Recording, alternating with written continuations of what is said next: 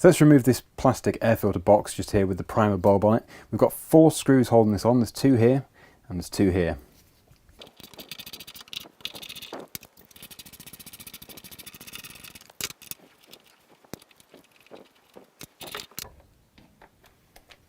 Okay, and that reveals the plastic carburetor.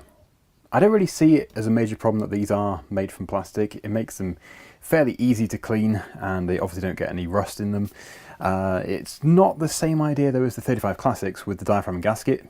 This has sort of eliminated that problem, so they are better in that respect. And they're not that difficult to work on. So just very carefully give that a quick tug.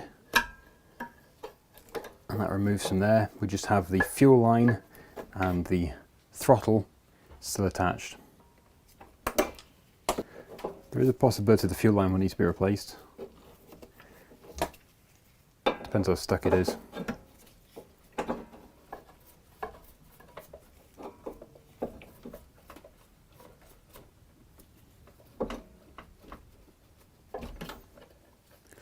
Okay, so that's going to drain the tank. That needs to drain into a dish. If I can just get this carburetor out of the way. It will also be full of fuel, most likely. Yep. There really isn't much in there, but what there is in there is disgusting. That's what was in it. Lovely. Let's just remove the bowl. And sometimes the bowl can actually get quite stuck.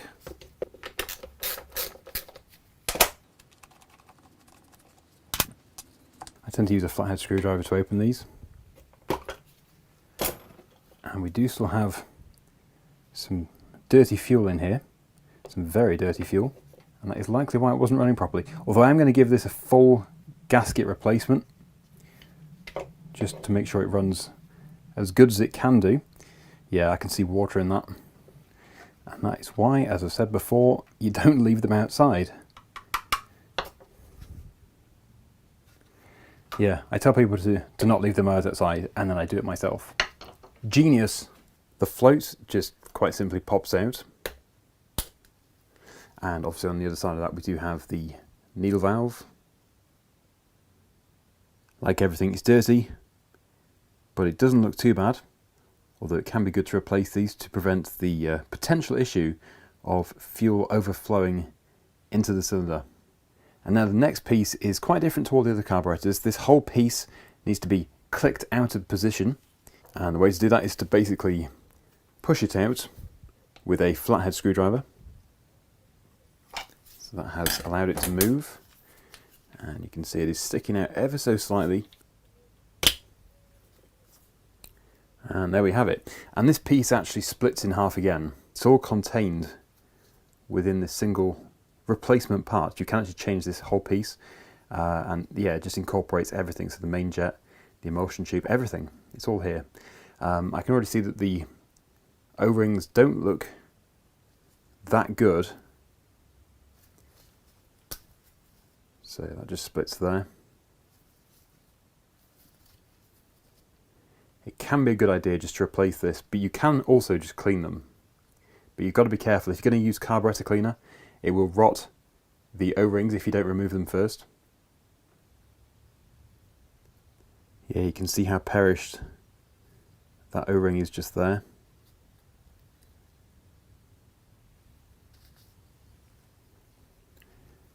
That needs to be replaced. There is also the main one that goes over the top. That one's very simple to remove. That one actually doesn't look too bad. This ball bearing here can actually be pushed out, and it is worth pushing it out because then you can clean through this tube much more easily and thoroughly.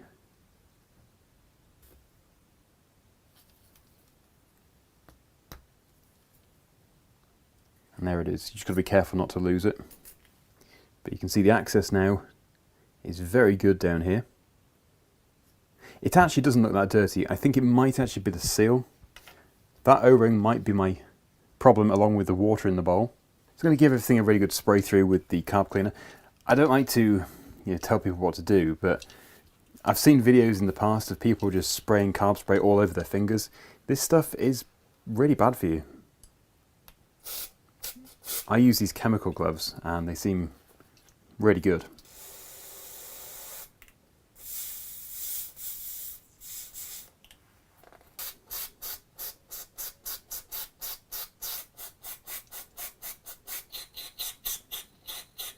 So that's the two halves cleaned up, and they are now ready to be put back together. I just need to get the new gasket kit, so I'll just install this on here. If you go over the middle piece first, it makes it much easier to fit the O-ring.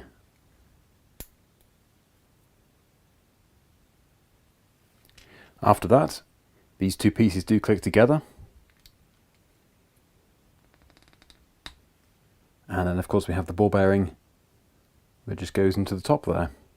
As I got the entire kit, I'm just going to change the needle valve. I'm not going to do the seat. Besides, the rubber part is actually on the tip of the needle rather than the seat itself, so that should be fine. So that just goes onto the underside of the bowl, like so. And then that goes into there. And then it will just click into place. After that we have the main jet assembly, which will only actually fit one way round. And then we have the bowl. As you can see, we do have this little trough in the bottom, little rectangle.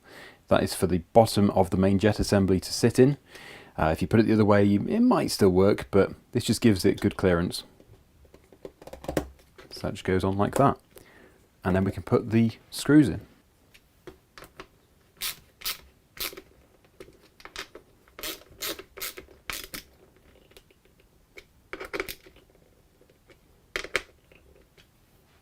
I've also cleaned the fuel tank.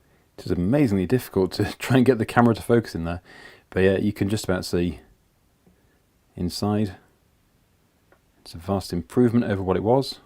I've cleaned all the other parts as well, so it is ready for reassembly. But the only thing which I don't have is a new air filter. I thought I had loads of these, but actually I had the other style.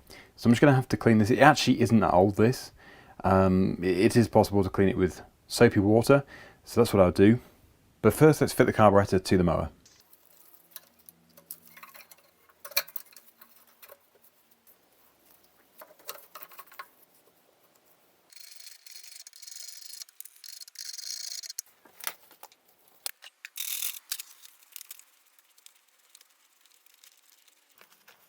It's a bit stained, but it's clean. Just have the cover put on.